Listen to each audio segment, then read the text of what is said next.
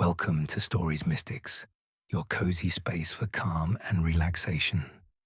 Tonight's tale, Miss Marple and the Christmas Mystery Secret, invites you to unwind, let go of the day, and drift into peaceful rest.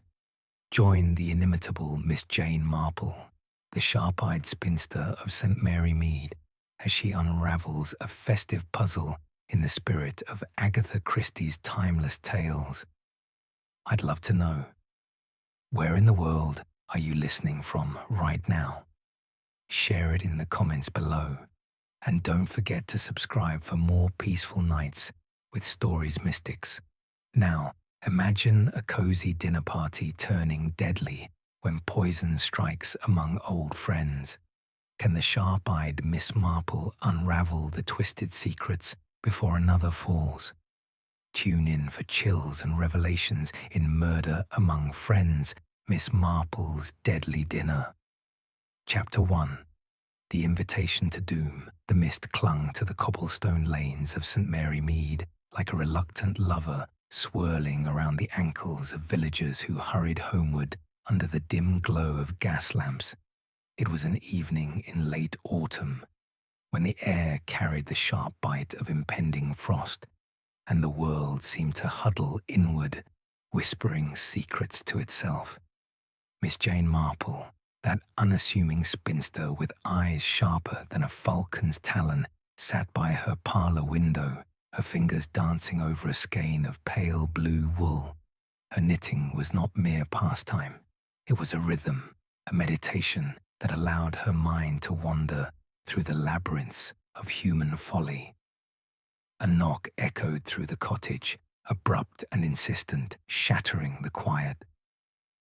Miss Marple set aside her needles and rose with the grace of one who had long ago mastered the art of unhurried poise.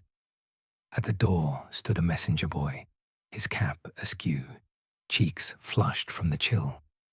He thrust forward an envelope sealed with crimson wax, embossed with the Hargrove crest, a rampant lion that seemed more weary than fierce. "For you, ma'am," he mumbled, tipping his cap before vanishing into the fog.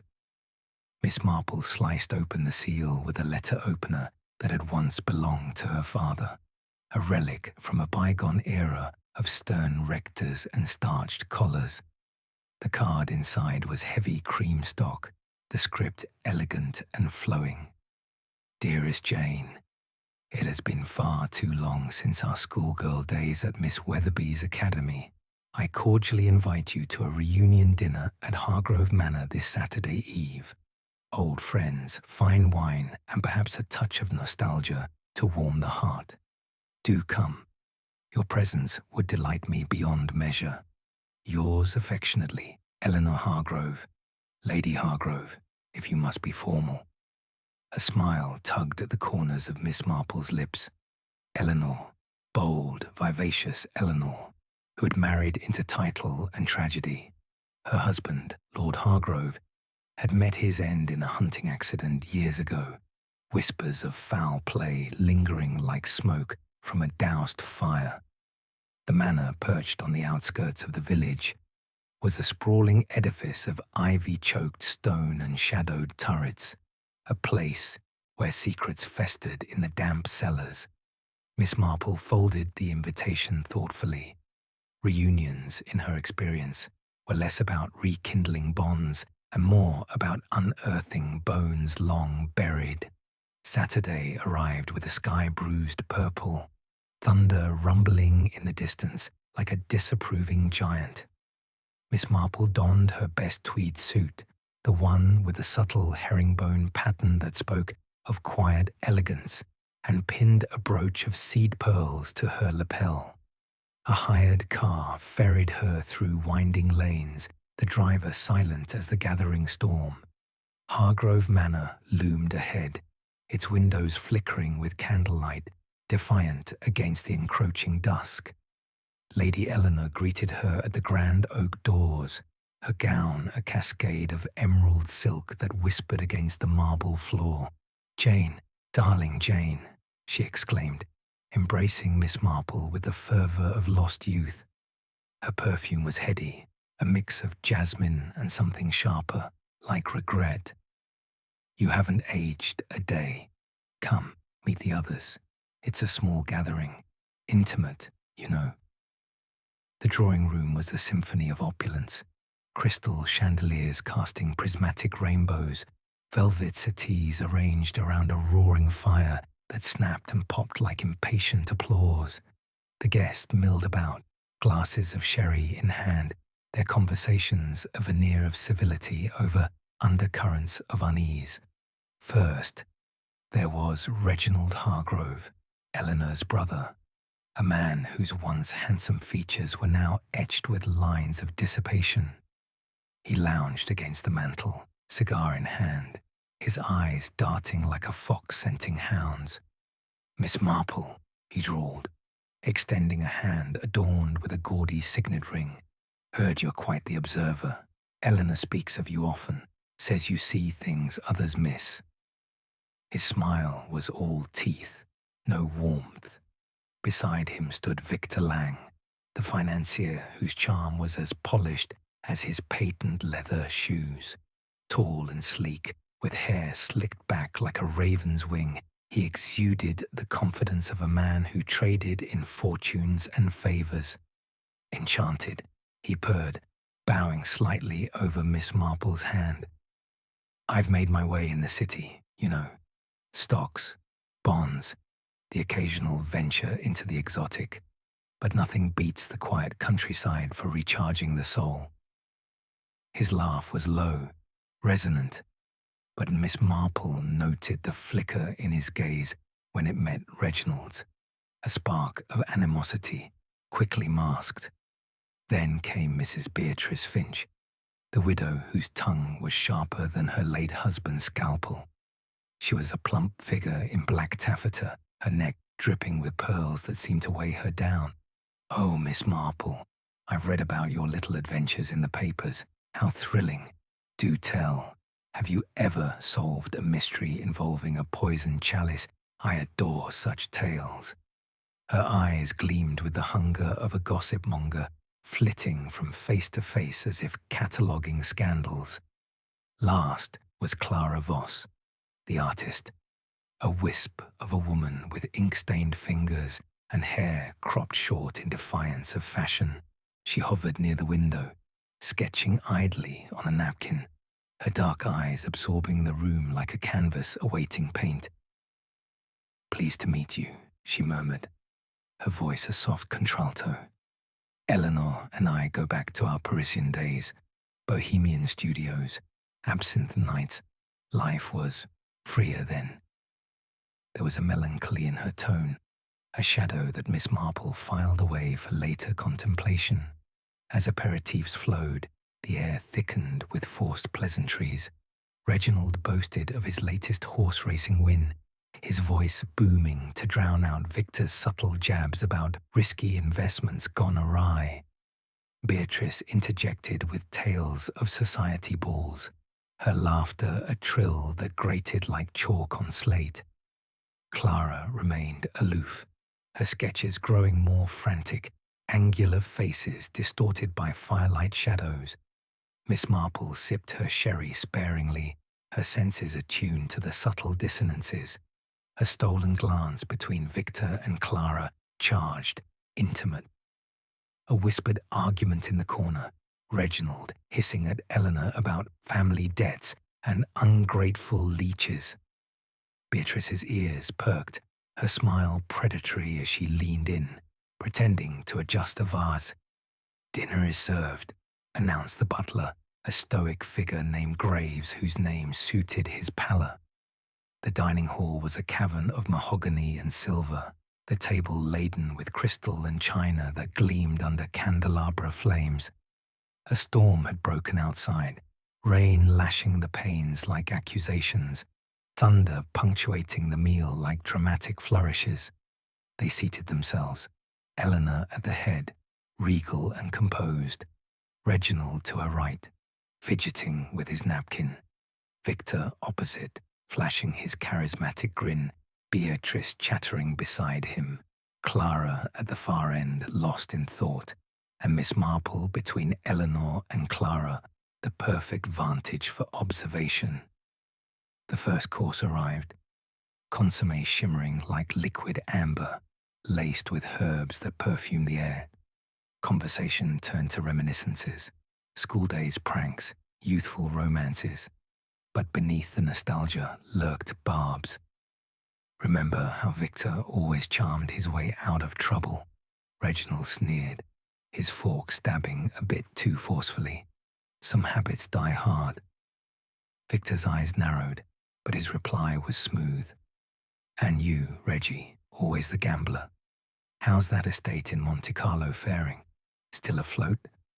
Eleanor intervened with a laugh that rang hollow. Gentlemen, please. Tonight is for friendship, not feuds. The main course followed. Roast pheasant, its skin crisp to golden perfection, accompanied by root vegetables glazed in honey and thyme. Beatrice dominated the talk now, regaling them with a scandal from London. A duke's mistress exposed, fortunes ruined. One never knows who's hiding what, she said, her gaze lingering on Clara, who blushed faintly. Miss Marple noted it all, the way Clara's hand trembled as she poured wine, spilling a drop like blood on the linen, Victor's foot tapping an impatient rhythm under the table, Reginald's knuckles whitening around his glass. Dessert crowned the feast, a towering chocolate souffle dusted with powdered sugar, flanked by poached pears in red wine syrup. As spoons dipped in, the storm outside crescendoed, wind howling like a banshee.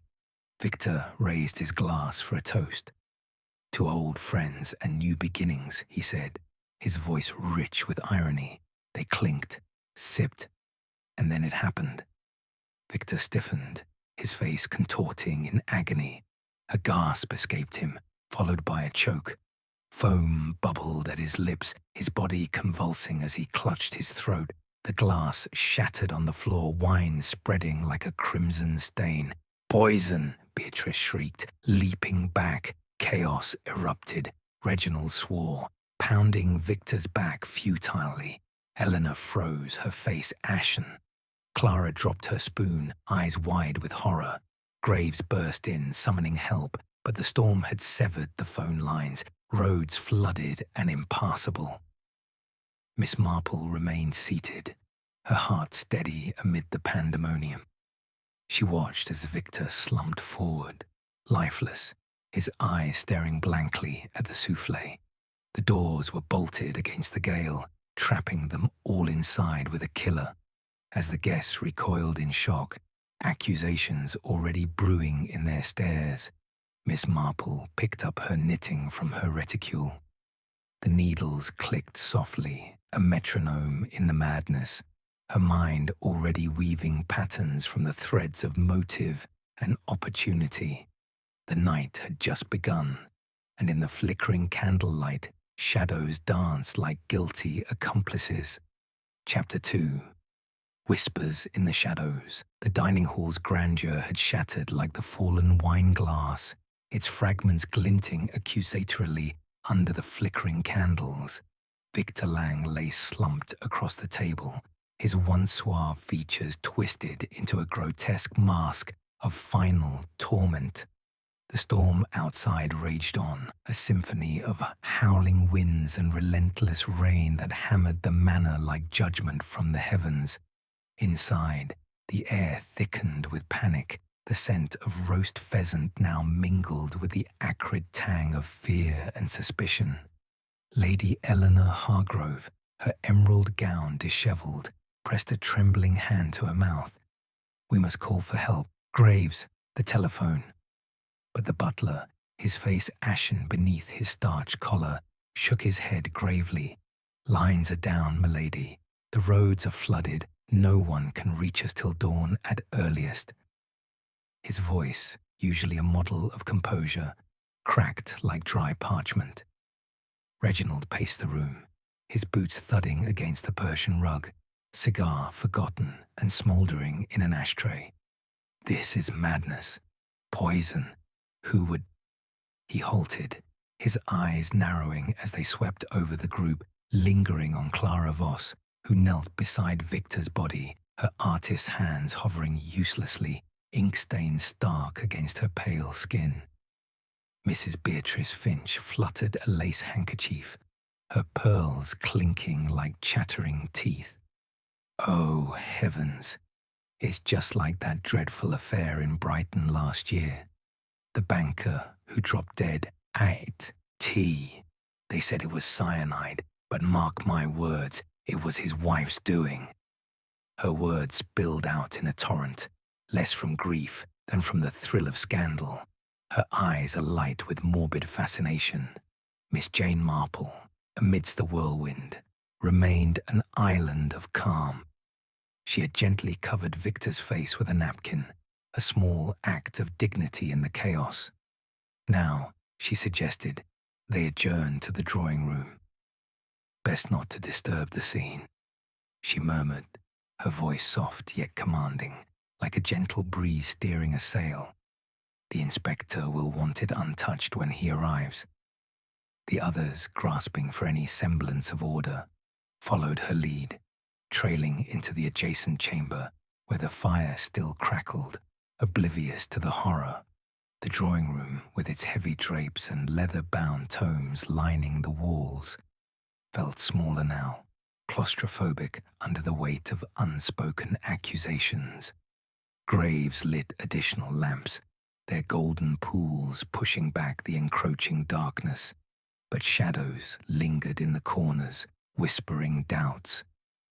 Miss Marple settled into a high-backed chair, her knitting retrieved from her bag, needles resuming their rhythmic click-clack, a soothing counterpoint to the storm's fury. "Alibis," she said quietly, as if musing to herself, though all ears strained toward her. "We should establish where everyone was during the meal. It might help clarify matters." Her eyes, bright and bird-like, met each gaze in turn, inviting rather than interrogating. Reginald snorted, pouring himself a brandy with unsteady hands. "Alibis? For what? We're all friends here, or were." But under Miss Marple's steady regard, he relented, slumping into a seat. "Fine. I was at the table the whole time, same as everyone. But Victor, that snake owed me. Our uncle's will left the bulk to him, the responsible one. Said I was too fond of the cards. Bitter, damn right." He gulped the amber liquid, his admission hanging in the air like smoke. Beatrice leaned forward, her taffeta rustling like autumn leaves. "Oh, Reggie, everyone knew about that row, but Victor had skeletons aplenty. Affairs, you know, discreet, but not discreet enough." She glanced sidelong at Clara, her voice dropping to a conspiratorial hiss. "That one in Paris, with the painter's model. And wasn't there something recent, with someone closer to home?" Her implication sliced through the room, sharp as a stiletto. Clara's head snapped up, her dark eyes flashing. "What are you insinuating, you old crow? Victor and I were friends, artists sharing ideas, nothing more." But her cheeks flushed, betraying a deeper wound, and she twisted her napkin into knots, the fabric fraying under her grip. Eleanor intervened, her voice strained. "Beatrice, that's enough. We're all upset." Yet Miss Marple noted the way Eleanor's fingers clenched her skirt, knuckles white as bone. Seizing the moment, Miss Marple rose gracefully. "Perhaps a search of Victor's effects might shed light. With your permission, Eleanor." The lady nodded numbly, and together they moved to the hall coat rack, where Victor's overcoat hung like a shroud. Miss Marple's deft fingers slipped into the pockets, emerging with a crumpled letter. She unfolded it carefully, the paper crackling. The note was terse, scrawled in bold ink, "Pay up or your secret spill. Midnight drop, usual spot, no games." Unsigned, but the threat was palpable. "Blackmail," Miss Marple announced softly, passing it around. Gasps followed. Reginald's face darkened. Beatrice's eyes widened in delight. Clara averted her gaze. Emboldened, Miss Marple suggested checking the kitchen. Poisons can hide in plain sight. The group trailed her to the cavernous space where copper pots gleamed under hanging herbs. Graves unlocked the pantry, its shelves a labyrinth of jars and tins. Miss Marple's keen eye scanned the spices, cumin, coriander, and there, tucked behind a jar of saffron, a small vial labeled rat bane, its contents crystalline and deadly. Arsenic she knew from village tales of pest control gone wrong. Who had access? Reginald demanded, rounding on Graves. The butler stiffened. All guests, sir. You wandered in earlier for a cigar light. Tensions ignited then. Beatrice whirled on Clara. You, jealous of his attentions elsewhere. I saw you two whispering before dinner, plotting, no doubt. Her finger jabbed like accusation. Clara surged to her feet, face contorted. Lies. You're the one always prying, spreading venom. If anyone poisoned him, it's you, over that heirloom he borrowed and never returned. The women closed in, voices rising to shrieks, hands raised as if to strike. Reginald stepped between them, but the air crackled with potential violence. Enough! Miss Marple's voice cut through, firm as a schoolmarm's ruler. This achieves nothing but division. She guided them back, her presence a calming force, diffusing the storm within as the one outside began to wane. As the group dispersed uneasily to their rooms, Eleanor assigning chambers for the night, Miss Marple lingered in the hall. The vial's discovery pointed to opportunity, but whose? Tracing it further, she recalled Beatrice's mention of her late husband's pharmacy relics. A quiet inquiry to Graves revealed the widow had arrived with a large trunk, contents unchecked. Suspicion narrowed, a small victory in the murk. Retiring to her guest room, a cozy alcove with floral wallpaper and a four-poster bed, Miss Marple pondered humanity's frailties, greed masking as entitlement, love twisted into obsession. The house settled into uneasy silence, broken only by the drip of rain from eaves. But as she extinguished her lamp, a creak echoed from the floorboard outside her door. A footfall, hesitant and stealthy. Her hand tightened on her knitting needle, a makeshift weapon in the dark. Danger lurked, whispering promises of more shadows to come. Yet for now, the night held its breath. The first threads of the web pulled taut, offering a fragile sense of advancement amid the encroaching unknown. Chapter 3. Secrets unearthed. The first blush of dawn pierced the manor's heavy curtains like tentative fingers, casting a pallid light over the disheveled drawing room. Rain had ceased its assault, leaving behind a world sodden and glistening. The gardens transformed into a quagmire of mud and fallen leaves.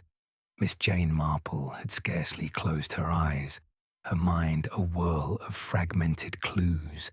The blackmail note's jagged script, the arsenic vial's innocuous hiding spot, the creak outside her door that had faded into silence. She rose early, wrapping a shawl around her shoulders against the chill that seeped through the stone walls. A piercing scream shattered the fragile peace, echoing from the rear of the house. It was Beatrice Finch, her voice shrill as a tea kettle. Miss Marple hurried toward the sound, her sensible shoes padding softly on the flagstones. The others converged in the hallway. Eleanor, her hair unbound and wild, Clara clutching a sketch pad like a shield, Graves, the butler, his uniform hastily buttoned. In the garden, sprawled beneath a dripping arbor, lay Reginald Hargrove. He was unconscious, a nasty gash blooming crimson across his temple, his clothes smeared with earth. Muddy footprints trailed from his body toward the greenhouse, a glass-domed sanctuary at the garden's edge. Beatrice hovered nearby, wringing her hands. I came out for air, couldn't sleep, and there he was, struck down like poor Victor. Miss Marple knelt beside Reginald, her touch light as she checked his pulse, steady, if faint. He's alive, thank goodness. Graves, fetch brandy and bandages. We must rouse him. As the butler dashed off, she followed the footprints, her keen eyes tracing their irregular pattern, hesitant, then purposeful, as if the assailant had paused to strike.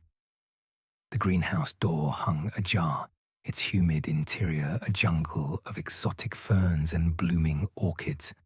Shelves groaned under pots of rare specimens, nightshade with its deadly berries, foxglove drooping like poisonous bells.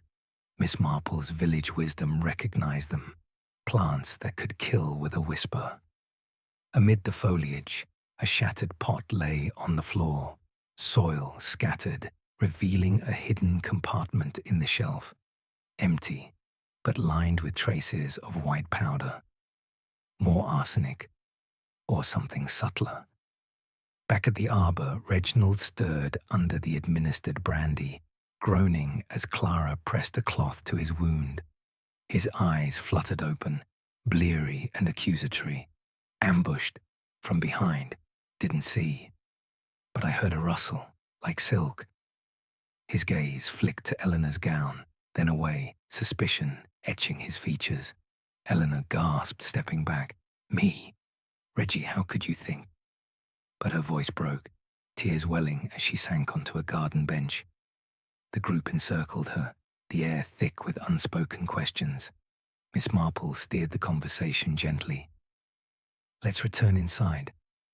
Reginald needs rest, and we must piece this together.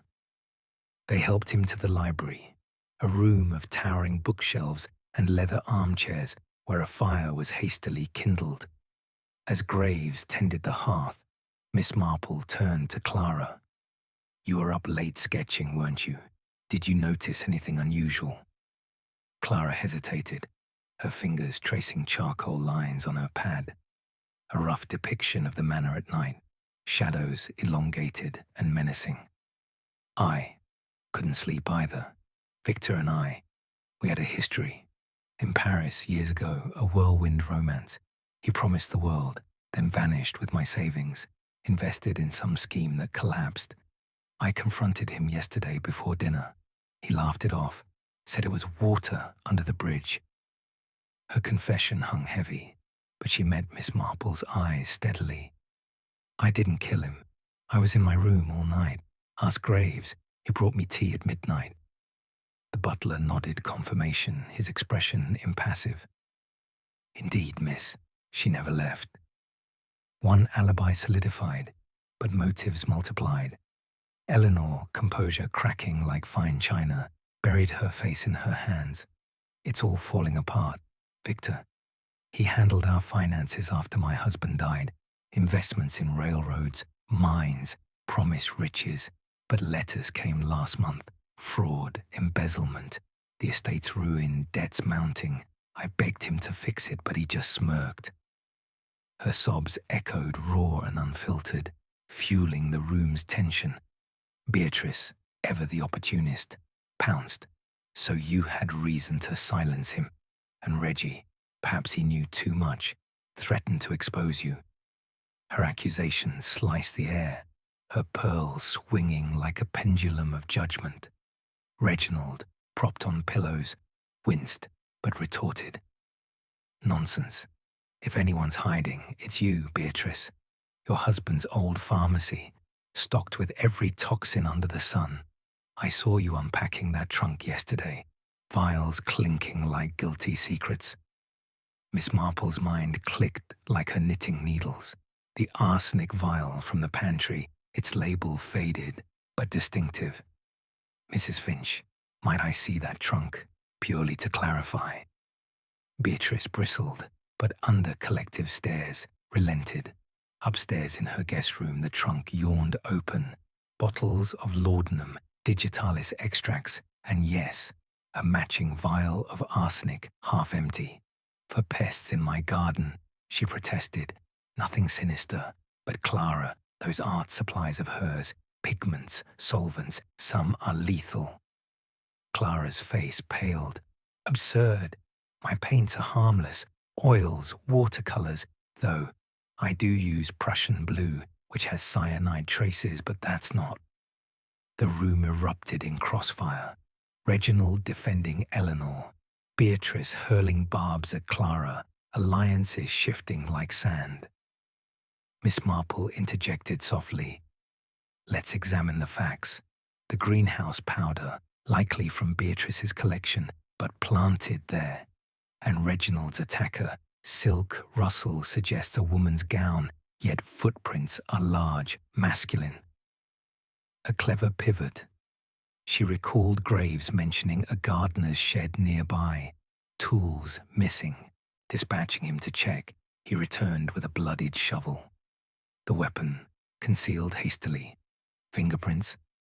Mud obscured them, but a torn cufflink gleamed in the dirt, engraved with VL, Victor's initials. No, closer inspection revealed RH, Reginald's own. Staged, Miss Marple mused aloud. Or a struggle. Reginald flushed, admitting he'd gone to the greenhouse himself, seeking evidence against Victor posthumously, old ledgers hidden there. Someone followed me, struck when I bent down. The revelation sparked fresh accusations, but Miss Marple diffused them with quiet logic. Clara's alibi holds. She's cleared for now. The poison links to Beatrice, yet opportunity points elsewhere. Beatrice huffed, but the group subsided, a fragile truce settling. They gathered for a tense breakfast in the morning room, sunlight streaming through leaded windows onto platters of eggs and toast. Coffee steamed, a semblance of normalcy amid the storm's aftermath. Conversation tiptoed around the horrors, weather, village news, but undercurrents swirled, stolen glances, fidgeting hands. Miss Marple buttered her toast methodically, her eyes missing nothing. Eleanor's forced smile, Reginald's bandaged head bowed, Clara sketching idly on a napkin, thorny vines entwining a heart. Beatrice prattled about London fashions, her chatter a shield.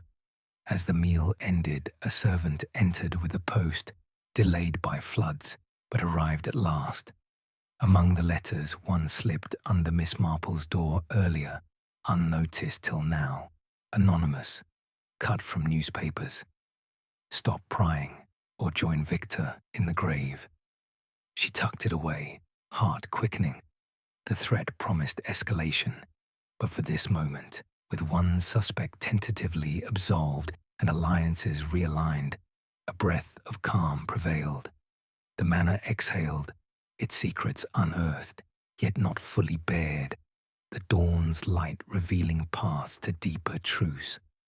Chapter 4.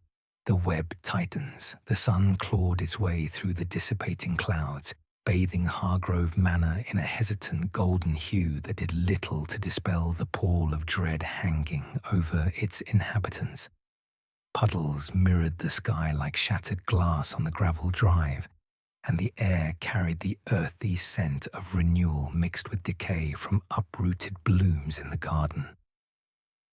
Miss Jane Marple stood at the window of the morning room, her shawl draped loosely, watching as a police car churned through the mud, its tires spitting gravel. Inspector Hale had arrived at last, a burly figure in a rumpled trench coat, his moustache bristling like a hedgehog's spines. He stomped into the hall, shaking rain from his hat, flanked by two constables who eyed the grandeur with wary suspicion. "Lady Hargrove," he boomed, his voice echoing off the panelled walls. "Nasty business this. Poison and assault in one night. We'll get to the bottom of it." His eyes, sharp and appraising, swept the assembled group. Eleanor, pale but composed. Reginald, bandaged and brooding in an armchair. Beatrice, fidgeting with her pearls. Clara, her sketchpad clutched like a talisman. Miss Marple approached quietly, introducing herself with a modest nod. "Inspector, I've taken the liberty of noting a few observations. Perhaps they might assist." Hale raised an eyebrow, accustomed to amateurs meddling, but something in her serene demeanor stayed his dismissal. "Very well, Miss Marple. Let's hear it. In the library, all of you." They gathered amid the scent of aged leather and dust-moted sunlight filtering through tall windows. Miss Marple recounted the evening's horrors: the poisoned dessert, the blackmail note, the arsenic vial, Reginald's attack, and the anonymous threat slipped under her door. She omitted nothing, her narrative precise as a surgeon's incision, weaving in the guest's confessions without judgment. Hale scribbled furiously in his notebook, then turned to the group. "Right. Motives are plenty. Debts, affairs, inheritances. Let's start with documents. Any wills or papers involving the deceased." Eleanor hesitated, then fetched a locked box from her study, its key trembling in her hand. Inside lay Victor's will, dated mere months ago, bequeathing his fortune, stocks, properties, to Reginald, with a codicil cutting out Eleanor entirely. "But this, it's forged," Reginald protested, his face flushing. "Victor and I quarreled over money, yes, but he'd never favor me like this. Look, the signature's off, too flourishy." Miss Marple examined the document under a magnifying glass, borrowed from the desk. "Indeed, Inspector, the ink smudges here suggest haste, and the phrasing echoes Reginald's own letters. I've seen samples in the hall correspondence." Hale nodded, pocketing the will for analysis. "Forgery adds another layer. Who benefits? Reginald, if genuine. But if not, perhaps to frame him." As interrogations deepened, a knock interrupted. The gardener, a wiry man named Wilkins, cap in hand, his boots caked in soil. "Beg pardon, sir. I was in me shed last night sheltering from the storm. Saw something odd around midnight." His voice was gravelly, laced with rural burr. "Miss Voss there, slipping out to the gazebo, meeting someone in the shadows. Couldn't see who, but they argued fierce. Then she hurried back inside." Clara's composure shattered, her sketchpad tumbling to the floor, charcoal sketches scattering like fallen leaves. "It's not what you think. I met Victor earlier, but that was before dinner. Midnight. I was in my room. Graves brought tea." But Wilkins shook his head stubbornly. "Clear as day, miss. Moon peeked through clouds. Saw your short hair, that red scarf you wore." The room tensed, eyes boring into Clara. Hale pressed. "Contradiction, Miss Voss. Care to explain?"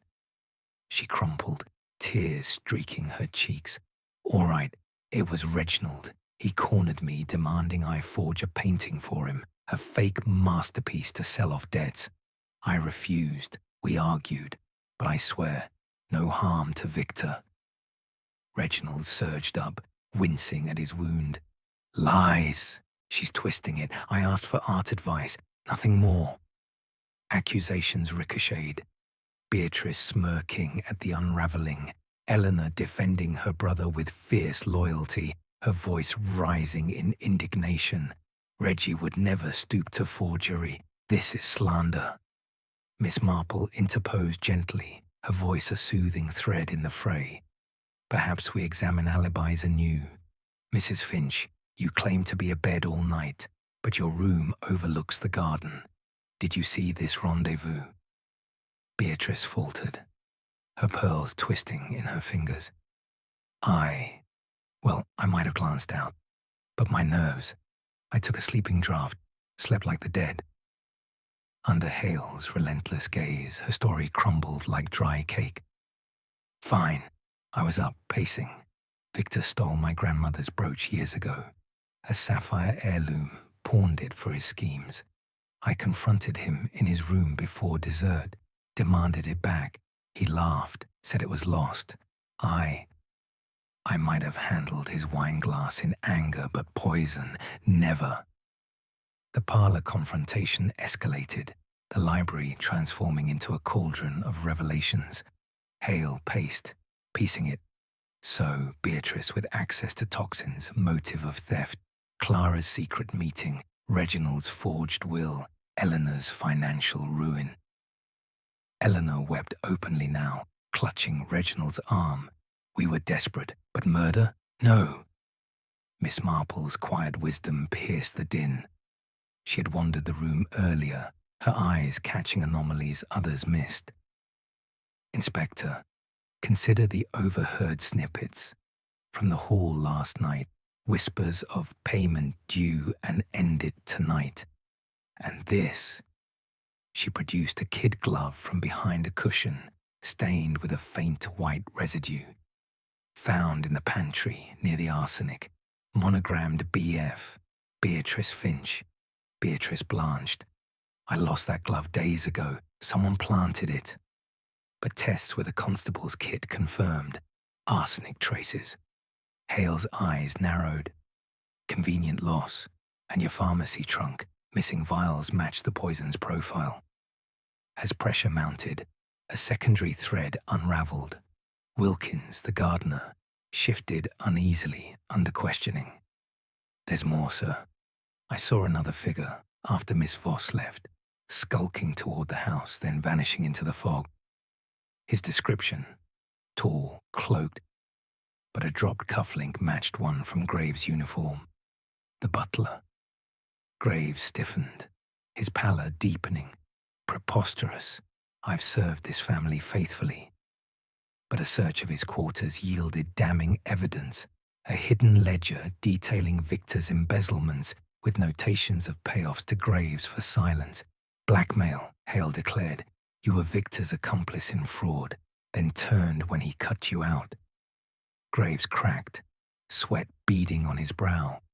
He promised shares, then reneged. I slipped the poison into his wine during service, but someone else knew, threatened exposure. In a desperate bid, he bolted for the door, shoving past a constable, fleeing into the lingering fog rolling across the lawns. Constables gave chase, shouts echoing, as Graves vanished into the mist-shrouded woods. Hale barked orders into his radio for reinforcements. The group exhaled collectively, the unmasking of an accomplice providing a jolt of closure amid the chaos.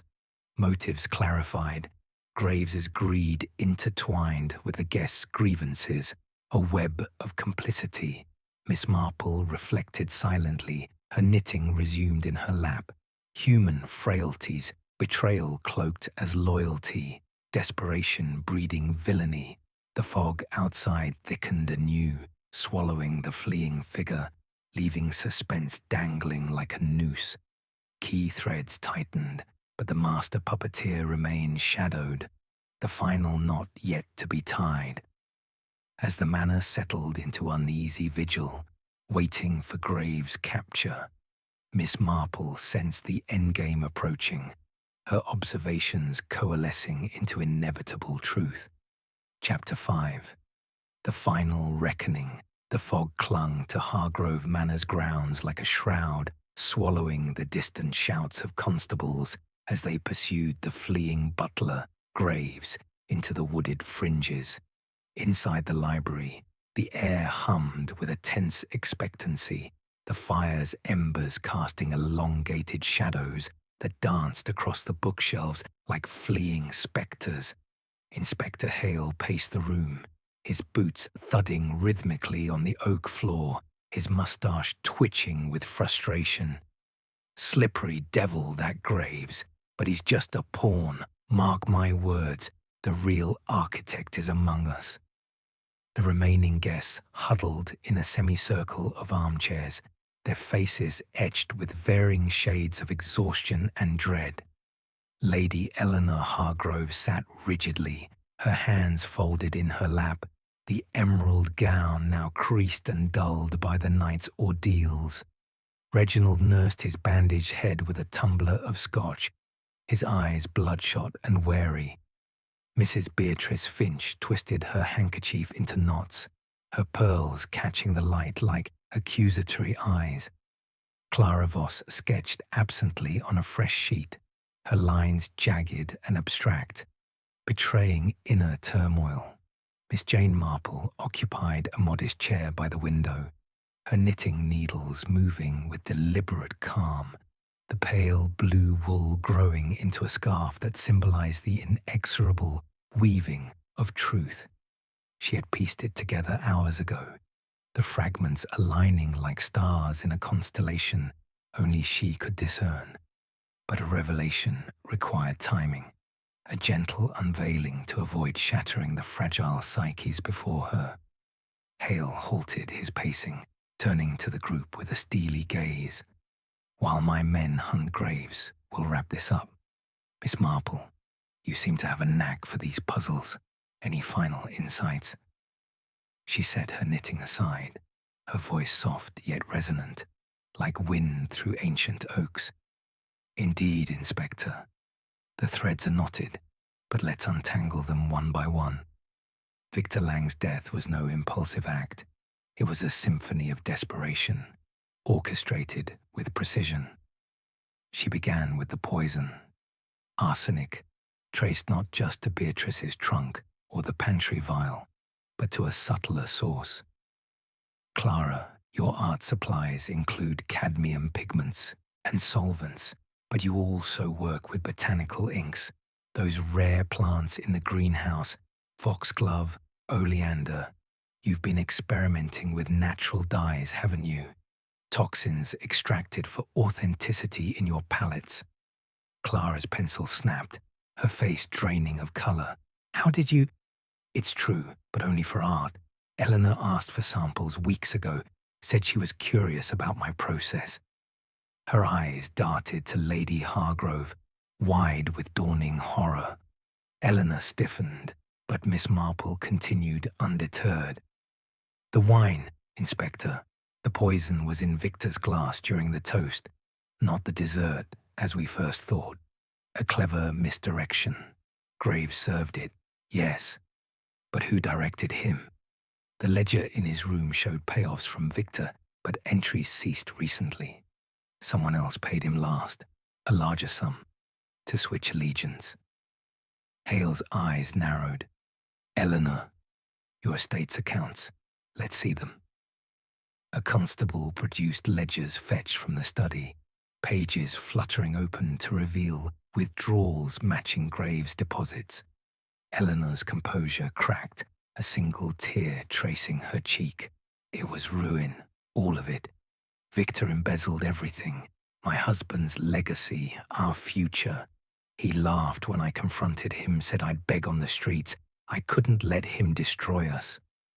The room inhaled sharply. Reginald lurched forward. "Ellie, no, you wouldn't."